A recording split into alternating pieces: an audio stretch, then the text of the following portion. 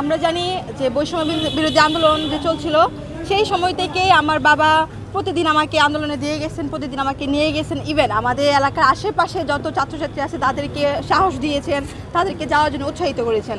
Even নিজেও দেখা যায় সশরীরে সব প্রতিটি প্রোগ্রামে প্রতিটি আন্দোলনে তিনি ছিলেন।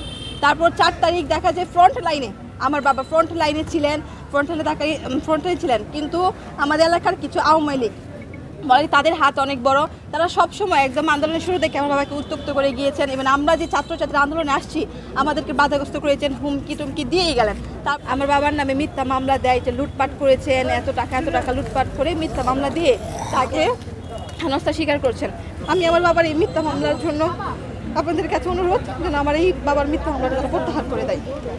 উনি বিগত যে ফ্যাসিজমের বিরুদ্ধে যে আন্দোলন হয়েছে, খুনি হাসিনা স্বৈরাচারের বিরুদ্ধে, এই আন্দোলনে আমাদের যে সাধারণ শিক্ষার্থী ছিল ওদেরকে স্বতঃস্ফূর্তভাবে রাজপথে সহযোগিতা করেছে বিভিন্নভাবে। ইভেন ওনার বিরুদ্ধে যে মামলাটা দেওয়া হয়েছে এই মামলাটা সম্পূর্ণ মিথ্যা। উনি গত 4 তারিখ গুলিবিদ্ধ হওয়ার পর উনি অসুস্থ ছিল। যে তারিখে ওনার মামলা দেওয়া হয়েছে উনি সেই তারিখে হসপিটালে ছিল, কিন্তু তারপরেও আওয়ামী ষড়যন্ত্রের ফাঁদে ফেলে ওনাকে একটা মিথ্যা মামলা দেওয়া হয়েছে। আমরা অতিবিলম্বে এই মামলার প্রত্যাহার চাই এবং এই মামলার দ্রুত নিষ্পত্তি চাই। ছাত্র আন্দোলনে সে 37টা গুলিবিদ্ধ হয়ে হসপিটালে ভর্তি ছিলেন। তো এখানে ওনার নামে যে মিথ্যা একটা মামলা করেছে ওই মিথ্যা মামলার প্রত্যাহার করে তুলে নিতে হবে।